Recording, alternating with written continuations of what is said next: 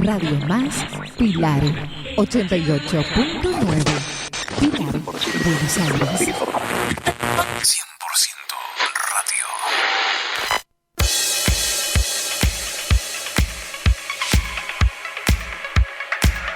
Todo Auto enciende motores y pone primera. Conduce Emilio Heymans. Escucha todo sobre el mundo automotor. Idea y producción Emilio Heymans. Bienvenidos a Todo Auto. Ya está en marcha una nueva edición de Todo Auto, programa dedicado al mundo del automóvil clásico y actual. Navega Todo Auto Lucas Hildebrand. En el control, José García Rosa. Acompañan a Emilio Heymans en Todo Auto. Norberto Salpietro. Tapas de cilindros, clásicos y deportivos. Servicio Reparación Pietro. Tapas de cilindros, clásicos y deportivos. Servicio Reparación y Desarrollo. Mail salpietrotapas@hotmail.com. Teléfono 4523 3382. Vintage Garage de Carmax SRL. Restauración de autos de colección. Chapistería y repintado automotriz de vehículos de alta gama. Teléfono 0230 447 2500. Vieja Ruta 8, kilómetro 49,5. Pilar. Ruata Motors. Mecánica en general. Especialidad Mercedes-Benz. Ruta 8, acceso Pilar, kilómetro 50. Turnos al 011 15 58 43 79 79.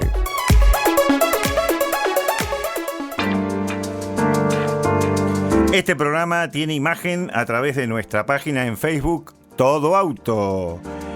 Las alternativas que tienen nuestros oyentes para escucharnos las 24 horas y los 365 días del año en nuestro blog, todoautoargentina.blogspot.com. Y cuando estamos en el aire, por internet, www.radiomaspilar.com.ar. En el celular, baja la aplicación TuneIn, Radios Musicales, Radio Más Pilar. Para comunicarte con el programa, 0230 466 4465. Los estudios de Radio Más Pilar están en Bolívar 742, Pilar, provincia de Buenos Aires.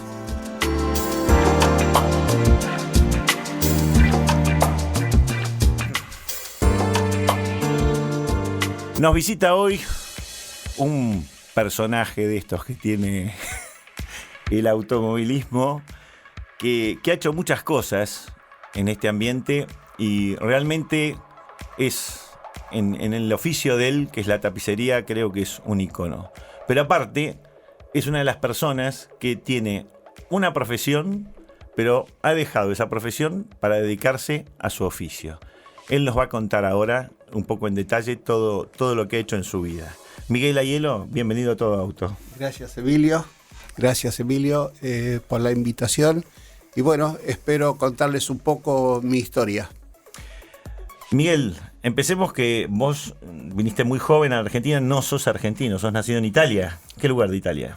Yo no soy argentino, vine de 9 años a la República Argentina, a la cual tengo que agradecer mucho porque me brindó mucho y realmente te cuento de que nosotros llegamos el 17 de febrero de 1951. ¿Por qué se vinieron a la Argentina? ¿Por algún motivo de la guerra o algo así? ¿O? Papá había hecho la guerra del 14 y después le tocó hacer parte del 39 y ya enloquecido de que él creía que iba a haber una tercera guerra mundial, nos trajo a la Argentina para poder salvar a sus hijos, porque yo tengo otros hermanos varones, y nos trajo a la Argentina, que es una tierra de paz, a la cual agradezco donde he llegado. ¿Viniste con tu familia y Sí. se radicaron en Pergamino? Sí, vine con mi mamá, mis otros hermanos y nos radicamos en Pergamino. Yo, como dije anteriormente, tenía 9 años. Pero empezaste a trabajar muy joven. Sí, empecé a trabajar a los 13 años porque, te cuento, cuando yo vine de Italia tenía 9 años y en Italia cursaba la terza clase elementare, que era tercer grado. Y cuando llegué acá a la Argentina me pusieron una semana en primero inferior, una semana en primero superior y después me dejaron en segundo grado. Y de ahí arranqué porque, claro, todos les llamaba la atención, los chicos les llamaba la atención que yo hablaba italiano. ¿Qué parte de Italia? No te escuché si me lo dijiste. No te lo dije todavía. Yo soy de un pueblo que se llama Guardia Piemontese, de la provincia de Cosenza, Italia. Nosotros somos oriundos del Valle de Pinerolo, de Piemonte, y nosotros hablamos el dialecto piemontés. Todavía recuerdo perfectamente el dialecto y lo hablo comúnmente cuando me cruzo con gente amiga. Llegaste a Pergamino y a los 9 años, pero a los 13 empezaste a trabajar con un señor que se llama Enzo un grande. Gabrieli. Enzo Gabrieli. Sí, ¿Cómo sí. lo conociste? ¿Cómo te vinculaste con él? Porque con él empezaste lo que es tu oficio. Exacto, sí. Bueno, te cuento. Yo comencé a cursar el primario y me distinguí rápidamente y estaba casi todas las semanas en el cuadro de honor. Y mi padre, que era el que había hecho todo el sacrificio de traerlos acá, él pretendía que yo lo ayudara en la tierra, porque él inmediatamente empezó a hacer una huerta y fue tanto lo que cosechó que inmediatamente después me pedía a mí que yo lo ayudara para ir a vender eso en el mercado. Y a partir de ahí yo realmente la tierra no me gustaba trabajarla y se notó todo eso, entonces le pedí por favor que yo quería trabajar y aprender un oficio. Inmediatamente me dediqué a buscar a través de mis amigos, me dieron una dirección de que había un señor italiano que hacía toda la parte del interior del auto. Y como a mí me gustaban mucho los autos, allá me fui a hablar con don Enzo Gabrieli. Que tenía una tapicería en Pergamino. Tenía una tapicería en la calle Boulevard Rocha y San Juan en Pergamino. ¿Y ahí cuáles fueron tus primeros trabajos? ¿Cómo empezaste? Bueno, eso fue muy, muy duro, muy crudo, porque realmente los autos que había en esa época, nada que ver con lo de ahora. Allí empecé a trabajar Perdón, ¿eso quiere decir más sencillos o más complicados? No, era muy rudo, porque los autos que venían eran del año 30, además se hacía trabajos de guardabarros de sulky, los tapizados de sulky, capitoné, y se cosía a mano con doble aguja, porque no era cuero, era prácticamente una suela lo que se usaba. Algunos vehículos lujosos también tenían marquetería, o sea que tenías que jugar con eso también. Exacto, ¿no? Sí. Se sacaba todo. Bueno, allí comencé a trabajar con él, él me fue llevando y realmente tengo muchos recuerdos de que uno que me marcó mucho, él era una persona que él te daba las cosas para hacer, y recuerdo una vez que me dio un asiento de un Ford 34. Claro, yo era un chico, tenía 13 años, yo no sabía nada. Y él me dice, bueno, en su champurreado castellano, él decía, esclavame este asiento, ¿no? Porque antes se usaban las tachuelas. Entonces, yo agarré, empecé a trabajar y lo desclavé el asiento. Pero, ¿qué pasa? Cuando termino de desclavar, me agarra la mano y me lo hace pasar por sobre la madera. Y le digo, epa, le digo, ¿qué hace? Le digo, me está lastimando. Dice, ¿te duele? Dice, por el dolor, ¿no? Le digo, claro que me duele. Me dice, ve, al material también le duele, dice. No lo hagas más así. Bueno, eso te marca.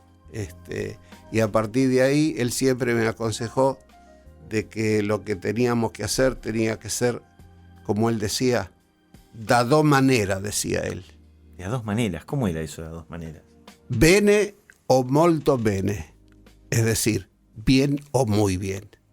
Y eso me marcó en toda mi vida, porque todo lo que aprendí a hacer fue ya con pasión de que las cosas tienen que ser realmente perfectas. Y yo me preparé en mi vida para que todos los trabajos que salgan, primero me tienen que gustar a mí, y es una pasión hacerlo. Y además, te cuento, Emilio, verle la cara a los clientes cuando vienen, que traen el auto, y después cuando se van, la sonrisa que tienen en la cara es el mejor pago que puedo obtener. Realmente. Y cuando vuelven, Ay, los recomendados sí, por tus bueno, clientes. ¿no es eso cierto? es una maravilla. Sí. ¿Y cuánto tiempo estuviste en Pergamino trabajando? En Pergamino casi estuve 2 años con Don Enzo, hasta el punto que nosotros llegó un momento que nos mudamos de Pergamino a Buenos Aires y fuimos a vivir a Banfield. Allí, como hacen los italianos, primero mis padres compraron un terreno y después empezamos a hacer la casa paterna. ¿Y empezaste a desarrollarte en Banfield, a tener alguna tapicería propia en Banfield, o empezaste a trabajar con alguien más allá en la zona sur? No, cuando llegué a Banfield, el tema fue que un señor que nos vendía los materiales que se usaban allá en lo de Don Enzo, él se enteró y me dijo: cuando vayas a Buenos Aires, llámame, que yo te voy a recomendar inmediatamente para que te tomen a trabajar en una tapicería que yo te voy a recomendar. Y así fue. Cuando llegué a Banfield, a los 2 o 3 días lo fui a ver, y este señor se llamaba Don Francisco Brojan, que era el que vendía todos los materiales de tapicería. Bueno, me recomendó una tapicería de la calle Paracas 49 en Constitución. Esa era la tapicería Costa. Esa es la tapicería Costa. Allí me encontré con unos monstruos que realmente sabían la tapicería. En esa tapicería en Constitución, ¿se trabajaba quizás como trabajás hoy, que trabajas con autos de alta gama, o trabajaban todo tipo de vehículos? No, para aquel entonces ellos dividían el trabajo en cuatro tipos. O sea, los autos muy viejos, los autos más o menos que Cuando decís llegaban... muy viejos, era ya tipo restauraciones. Claro. Bueno, el auto más moderno en ese entonces era el Dodge de Soto, o de Soto 51, 52, que era de la concesionaria Resta que existía en aquel entonces. En esa época la mayoría de los autos que tenías en la Argentina eran americanos, eran de procedencia americana. Era procedencia americana. Todavía los europeos no habían hecho pie. En el 58 recién desembarcaron los Taunus, los Opel, y esos autos, bueno, yo después ya los fui haciendo, porque te cuento que cuando este hombre me recomienda la tapicería Costa, Don Enzo me había hecho un certificado que él me recomendaba como medio oficial tapicero, para él, ¿no? Y resulta que para los monstruos que estaban acá, yo no era ni aprendiz adelantado. Y cuando me pone a trabajar, que me presenta con todos los muchachos que estaban en la tapicería, me dice: bueno, vas a empezar con los autos más viejos, dice, a desarmar y a reparar los trabajos. Claro, pero ese era un trabajo que a mí ya no me gustaba, porque yo ya lo hacía en Pergamino, te imaginás. Eso Claro, era un trabajo de aprendiz. era un trabajo de aprendiz. Entonces, Vos ya querías empezar a tapizar, ya querías Exacto. empezar a hacer tu arte. claro, porque el tema era que el auto, por ejemplo, venía todo lleno de tierra, y acordate que en aquel entonces se usaba el cielo raso, ¿viste?, de paño, y cuando el auto iba al campo se llenaba todo de tierra. Entonces, te imaginás, para desarmar todo eso y rehacer ese trabajo, te llenabas de tierra. Entonces, bueno, inmediatamente yo me autoexigí para mirar lo que hacían los otros muchachos, y de repente me doy cuenta de que estaba desarmando autos de mayor valor y más nuevos, que a mí me permitían, digamos, hacer trabajos, y de esa forma me fui integrando. Trabajos más exigentes, querés decir. Claro. De esa forma yo me fui integrando al resto del equipo de muchachos que trabajaban, y a partir de ese momento llega un día, tengo una anécdota que realmente es un poco curiosa, porque En una época había 3 tapiceros que hacían los trabajos muy importantes, que vivían en la zona de La Boca. Y se produjo una inundación impresionante. Entonces todos esos muchachos faltaron. Y yo, firme, a las 8 de la mañana caía al trabajo. Entonces don Eduardo Acosta estaba enloquecido porque los autos estaban desarmados y había que entregarlos. ¿Cuánto tiempo tanto tiempo trabajaste en la tapicería Acosta? Y en la tapicería Acosta yo trabajé desde el 58 hasta el 60. Ahora bien, de ahí pasaste a los poquitos años, que en el 63 abriste tu propio... Claro, pero te cuento cómo fue el emprendimiento. tema. Claro. Yo siendo ya oficial, había tomado la categoría de oficial en el taller de Acosta, él me recomienda que vaya con uno de los tapiceros especiales que tenía a trabajar a la concesionaria de Moisés Vinograd. Y eso era Chrysler ya en ese momento. Eso era Chrysler, sí. Entonces fui con un señor que se llamaba, la verdad que hace mucho tiempo que no lo veo, pero era un capo también en la tapicería, José Condurso. Y bueno, con él estuve ayudándolo y yo me tomaba a pecho todas las cosas y trataba de mirar todo lo que se hacía para aumentar en mi profesión, ¿no es cierto?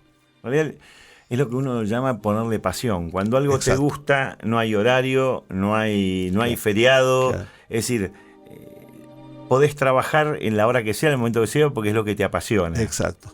Entonces estuvimos trabajando casi un año en la calle Cabrera, 3636.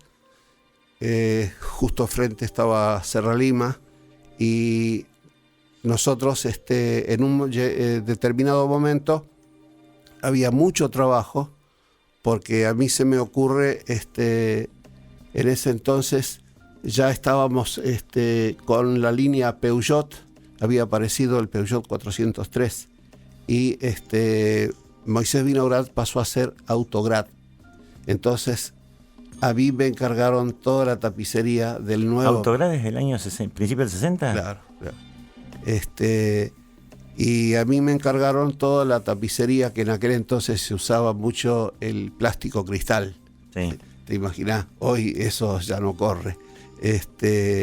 Y algunos tapizados con nylon sarán, que era lo más ñu que había. Ese tapizado plástico cristal era lo más económico que había. Claro, pero la Que gente... era para los autos más económicos, digamos. No, es ¿No? que la gente tenía el concepto de que no le sacaba la funda de nylon transparente a los asientos porque así parecía que el auto estaba siempre 0 kilómetros. Entonces, por eso le ponían eso. Pero siempre había alguno más adelantado que ya había usado el nylon, el plástico cristal, que ya lo traían para sacarle el tapizado original y ponerle otro tipo de tapizado porque se transpiraba mucho. Claro, porque en los años 40 la mayoría de los autos americanos tenían tapizados de tela. Sí, ¿no es cierto? tipo corderoy. Tipo corderoy. Sí. Todos los 40, Exacto. en esa época, incluso los paneles de puerta también. Sí, señor. Y después ya en los 50, a fines del 50, 60, empezaron a aparecer los plásticos. Empezaron a aparecer los plásticos, que el primer plástico que apareció fue la Bratina, no sé si te acordás, que era un plástico verde. Recuerdo el plástico más en este momento en la cabeza, el del 403. Sí. Bueno, ¿Ese plástico es el que decís? No, era uno un poquitito inferior todavía a ese. El plástico que traía el Peugeot 403 era un plástico azul oscuro y combinado con un color marmolado. Sí, correcto. Y después había otra versión que venía un marmolado crema y tostado, combinado con tostado. Ahora, terminaste en el 63, pasás a tener tu propio emprendimiento. ¿Cómo iniciás ese paso de decir, a partir de ahora soy independiente, no dependo más de nadie? Bueno, antes que eso te tengo que contar algo. Al poco tiempo, la firma Vinograd se hace también de la concesión aparece el Valiant. Entonces Israel Vinograd saca un Valiant GT, un Valiant 3 GT, y se va a Punta del Este, con tanta mala suerte que lo vuelca. Cuando vuelve con el auto, los chapistas y los pintores que estaban ahí dijeron que no se podía hacer nada y que... ¿Recordás bien el Valiant 3 GT? Sí, sí. Vos sabés que hace poquito estuvimos en uno de los un garage de uno de nuestros anunciantes y logró recuperar un Valiant 3 GT. Quizás la gente no recuerde más el Valiant 4, parece que se hicieron muy pocos, pero tenía butacas atrás, no tenía asiento enterizo, tenía Exacto. butacas y Tenía tenía un apoyabrazo. Exacto, Atrás. y doble carburador. Sí. ¿Mm? O sea, tenía 4 butacas y tenía la parte del techo adelante, era medio vinilo. Con una moldura. Al revés que el Valiant 4, porque el 3 lo tenía adelante y techo de chapa atrás. Y el Valiant 4 al revés. No, ese era el Coronado. El Valiant Coronado, que yo también participé, hice el tapizado de cuero color gris. Ese era color negro la carrocería, la parte delantera en gris metalizado, y en la parte trasera estaba... Hablamos del techo. Con vinilo. Con vinilo, sí, por sí, eso. Con vinilo. Y el GT Valiant era 3 es al revés. Al revés. Exactamente. Sí. Y, bueno, ¿Y ahí empezaste a trabajar con la concesionaria o directamente con Chrysler? No. Yo directamente, como en el auto no lo podían resolver el tema, yo les propuse que me dejaran el auto un fin de semana y yo le resolvía el tema porque había que cambiarle todo el techo porque no lo podían planchar y en ese entonces no había muchos repuestos. Entonces ahí sí me jugué una carta y me fui y compré un material que hoy se llama vinílico, pero en aquel entonces se llamaba hule. Entonces yo le propuse a Israel Vinograd que yo le iba a salvar el techo. Y me dice, ¿cómo? Le digo, usted déjeme entrar sábado y domingo, que yo el lunes le tengo hecho el...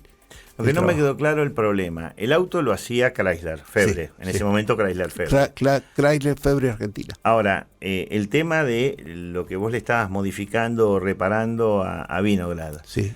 ¿era el techo, la parte interior o la parte externa? La parte externa. No. Le hice también la parte interna, porque el auto hubo que destapizarlo todo para plancharle el techo.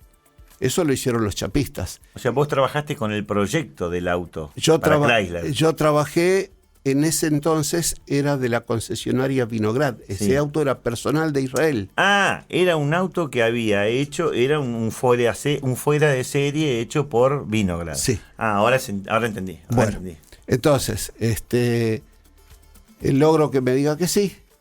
Y yo entre sábado y domingo le hice un techo vinílico completo, le saqué las molduras y le hice el techo vinílico completo para que quedara perfecto. El día lunes, cuando lo vino a ver, el auto estaba impecable. Bueno, fue una alegría para Israel y para mí, pero los chapistas y los pintores estaban con una bronca que no te das una idea. A partir de ese momento empezó la época del techo vinílico. Sí, porque en un momento determinado, en los 60, empezaron todos a venir con techo vinílico. Claro, porque después sacó General Motors, sacó el Chevrolet Super. El Super Sport también venía con techo vinílico. Sí, Ford sacó el Falcon. Futura. Sí. Pero vos, dentro de las cosas que hiciste, tengo entendido, corregime si me equivoco, impusiste un sistema ágil de fabricación de tapizados. Sí, señor. ¿En qué consistía eso? Bueno, en ese entonces los asientos no eran los que son hoy. Entonces yo hice todo un sistema de tapizados, sistema aftermarket, es decir, primero se hace un molde, el diseño sobre papel, luego el molde y luego ese molde se despieza y a partir... Cuando hablas de un molde, ¿en qué material estás hablando que ese es el molde? No, lo puedes hacer sobre un cartón fibra, que es lo que comúnmente se usa. Uh-huh. Entonces, hecho del papel pasas al cartón fibra. Al cartón fibra. Entonces ese molde es el que se usaba para marcar los plásticos, que en ese entonces se usaba el plástico Plavintex, que era lo único que había. Nos estamos remontando muchos años atrás. Bueno, y yo logré hacer